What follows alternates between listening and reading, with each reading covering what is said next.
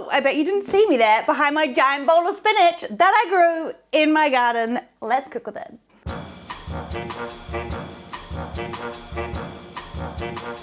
Hi guys, welcome back to my channel. I am still very pregnant. We are still prepping meals to go into the freezer, and I grew all this beautiful New Zealand spinach in my garden. It went absolutely wild. This is only about half of it, so I thought it would be perfect for making into something bulk to go in the freezer. And one of my all-time favorite foods is spinach and ricotta ravioli. So today we're gonna make a spinach and ricotta lasagna that's gonna be super easy, super delicious. Let's go. Let's go. So come on. I hate myself.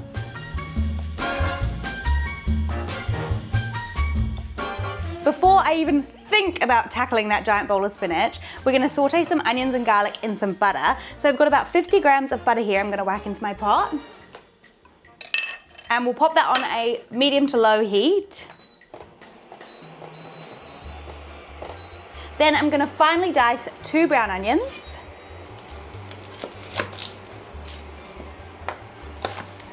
I like to get all the skins off first, just to get all the skins out of the way.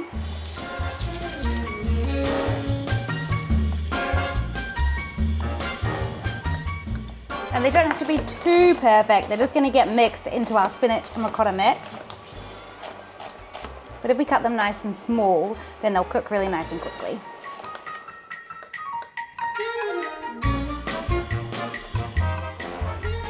Perfect, now my butter has just melted, so let's get these onions in.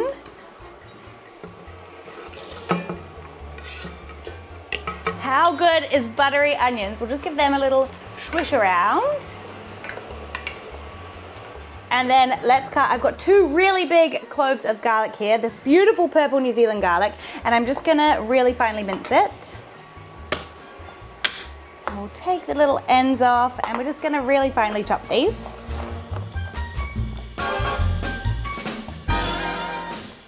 Perfect. Gosh, I just love garlic. Right, let's get this garlic in. And give that a little swish around. And we just want to gently cook or sweat the onions and the garlic together until the onions are translucent. While we let those onions sweat nicely, let's tackle the giant bowl of spinach. So New Zealand spinach kind of grows like this, like on stalks. So my first job is to cut off all the leaves. What I'll do is cut all the leaves off and weigh how much spinach I had, so you know how much if you're buying it from the supermarket, or you could use frozen spinach, it would work perfectly too. So let's just start cutting these leaves off.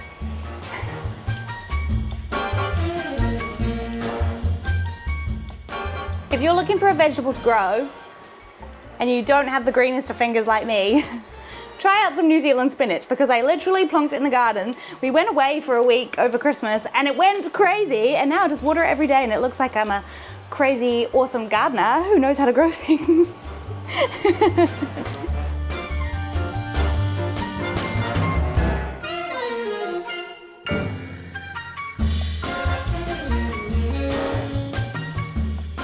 All right, let's weigh this and see how much we got. I'm gonna pop it back in this nice big bowl.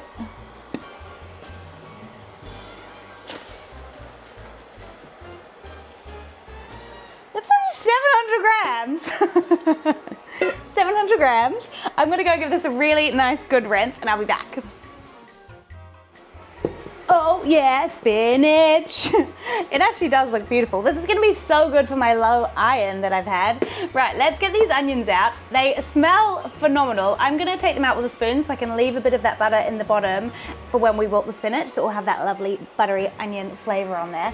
So let's just scoop these onions out into a nice big bowl.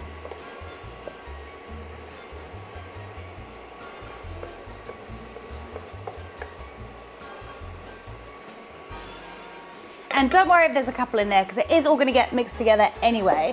Now it's time to wilt our spinach. So we're gonna whack all of our spinach into this big pot. We're gonna keep it on a nice low heat, add a bit of water until it's all wilted down. You have to wilt your spinach before you put it into like a lasagna or ravioli or anything, because it releases so much water that if you don't, you're just gonna have a big, soupy, watery mess. So always wilt your spinach.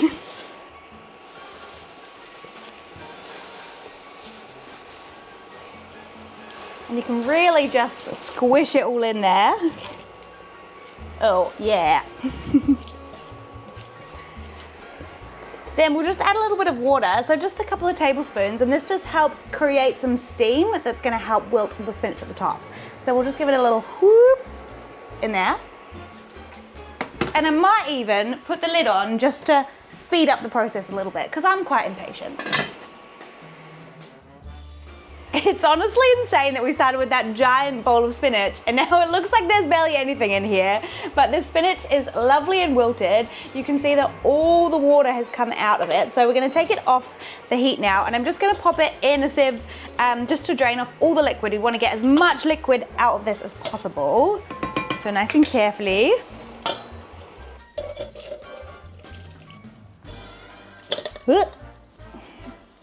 Where did it all go? Spinach is like, it's like a science, a magic show. All right, I'm just gonna push as much of that water out as possible, and then we're just gonna set the spinach aside to cool down while we move on to our ricotta filling. So we've got those lovely buttery onions that we started with earlier, and then of course, we need some ricotta. So I've got a whole kilo of ricotta here because it's my favorite part. We're gonna whack that in here.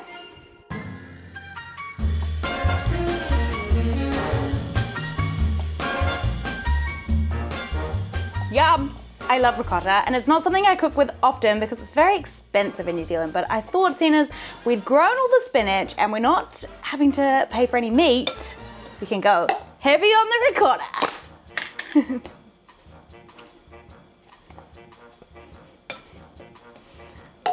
Perfect, right, into here we're gonna add 2 eggs.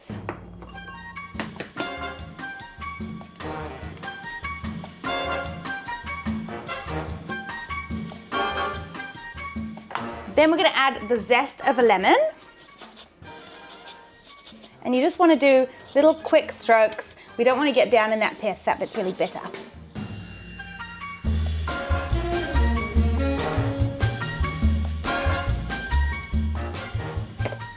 Then I've got a pinch of nutmeg. If you've got fresh nutmeg, absolutely use that, but I didn't have any. And then I've got 250 grams of Parmesan that we're gonna use on top and in here. So I'm gonna put about 3/4 into the filling and save a bit to grate on the top as well. Ugh, got it. And I'm just gonna use my microplane for that to keep it really nice and fine, but it is gonna melt, so you could use a bigger grater if you wanted.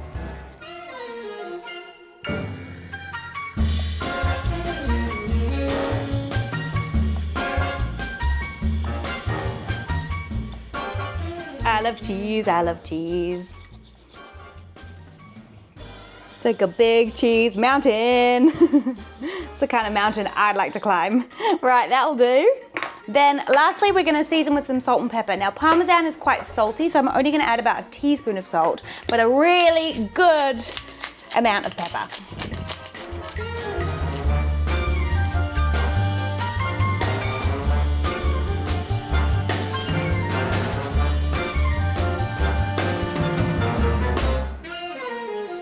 Right, now let's mix this together.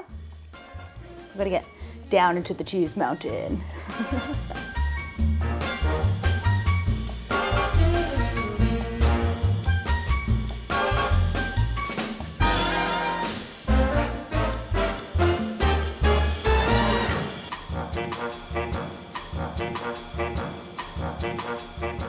Perfect. Now it's time to get our spinach into here. So hopefully all the water is drained out and it's cooled down now.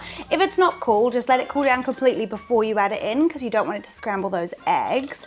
So I think I've got most of that water out, and I'm gonna pop it onto my board. And then we're gonna really roughly, but quite finely, chop our spinach up. But it does smell beautiful. This New Zealand spinach has such lovely flavor, and the fact that we cooked it in that oniony butter is just delicious.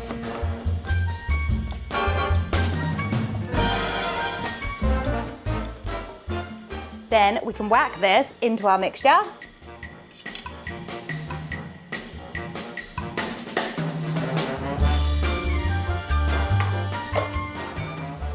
And let's mix that in. Oh yeah.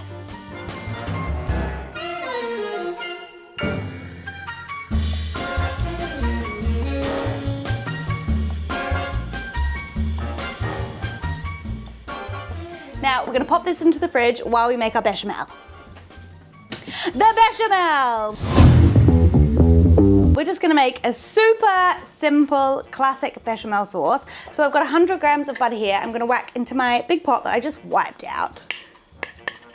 Oh, my butter is so melty because it's so warm in here. Honestly, today I'm so clumsy. And we're just gonna put that on a nice low heat.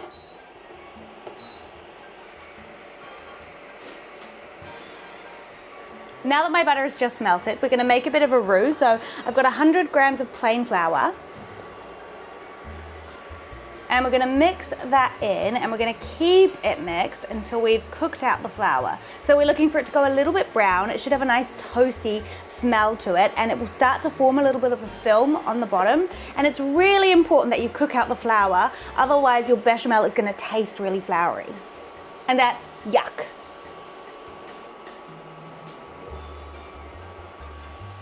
When I make a bechamel, I find this is a really good time to like develop the flavor, especially because we're not adding any cheese to this sauce. So you'll notice it gets really thin for a little bit, and then it starts to get really like caramelly almost and start to thicken again. And that's the point we want to get it to. That is starting to look pretty good. It smells unreal. I'm gonna add some salt first. So about a teaspoon of salt, we're gonna whack in here. And then we've got about 1.6 liters of whole milk.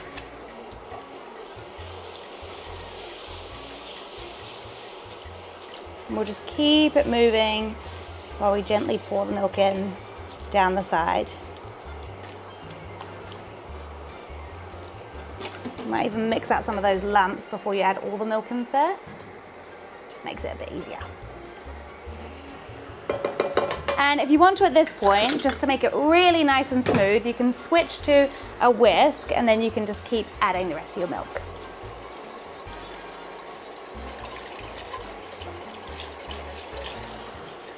And then the last thing we're gonna pop in is 2 beautiful bay leaves. And we're just gonna keep this moving really nice and gently for about 10 to 15 minutes until it thickens slightly, and we'll test it with the back of a spoon test. So if it can coat the back of the spoon, it's ready. My bechamel has been cooking for about 15 minutes. I can smell the bay leaf coming through, which is delicious. It's just started to look nice and thick.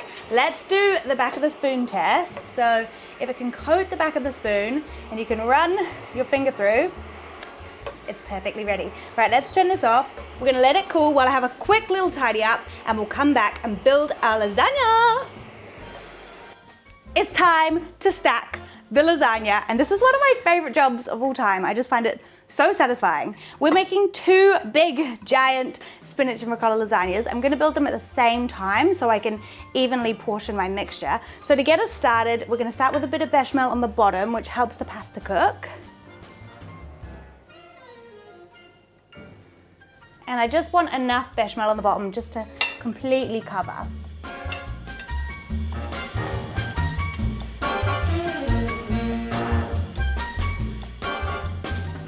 Right, so I'm gonna go a layer of lasagna, a bit of bechamel, and then ricotta. So lasagna, bechamel, ricotta, lasagna, bechamel, ricotta, basically until I run out, but I wanna leave a good bit of bechamel to put on the top layer as well. So lasagna first. I'm gonna pop 3 down each one, and then I'll break some bits just to fill in all the gaps. So we don't want any bits with no lasagna.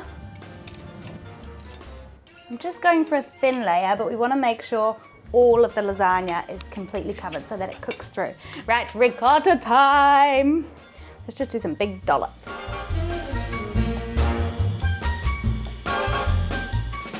I cannot wait to eat this. We might have to have it for dinner tonight. And back to lasagna. Now, because I did the broken bits on this side, this time I'm going to do them on this side, just so it's kind of spreads out where I put the broken bits.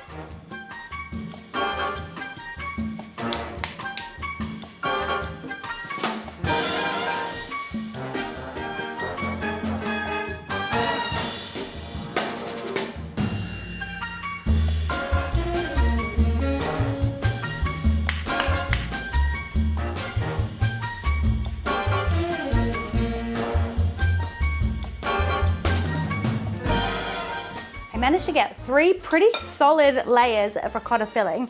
Now we'll do one more layer to top on the top and then get all of that bechamel on top.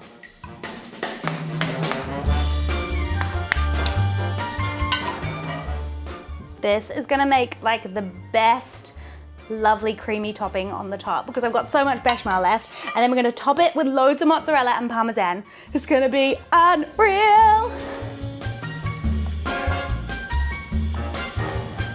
Now I've got about 200 grams of mozzarella that I just sliced that I'm gonna pop all over the top.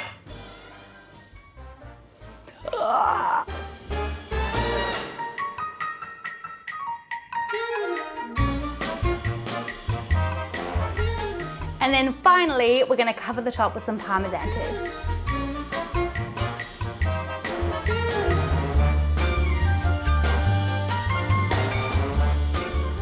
Yum! Then for a little finishing touch, I just have some basil here, and I'm just gonna rip some little bits and pop them on the top, just for a pop of green.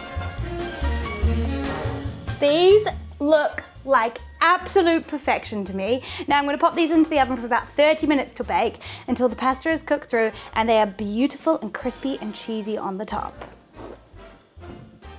I wish smelly vision was a thing. If I had superpowers, I'd create smelly vision because I wish you could smell how good these smell. Now I've let them cool completely for about an hour and a half in their trays, so they're gonna be really nice and easy to portion and put into the freezer. You could absolutely just freeze them like this. If you're cooking for a whole family, just whack the whole tray, or you could put them in reusable trays in the freezer, but I'm gonna cut them into portions and show you my little hack for creating some space in the freezer. So we're gonna portion each of these into about 6 portions, or 6 portions, not about. And then I'm gonna wrap each of the lasagnas in Glad wrap before putting them in the freezer so they take up less room. So let's cut in. Oh, I wanna eat it so bad.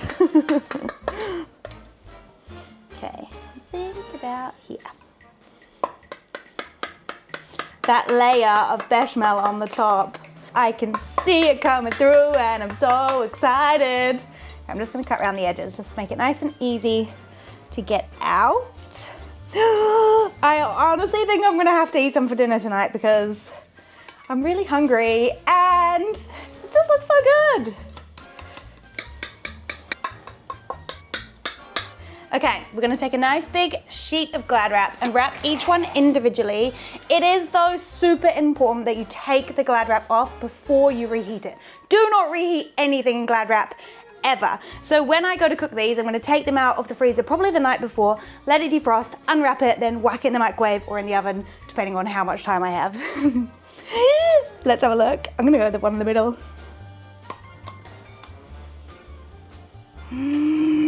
How good does that look? Right, let's gently place it on here. Oh, yum.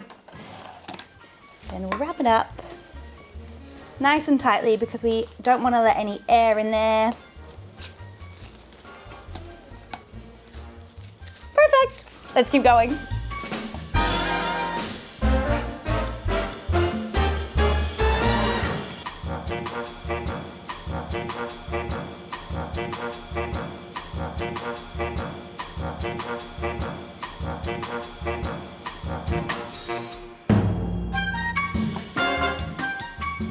Right, I'm gonna go find some space for those in the freezer and then I'm gonna go and enjoy that part. Don't judge me, I know this is a freezer meal series, but I'm hungry right now, so don't deprive a pregnant woman of food.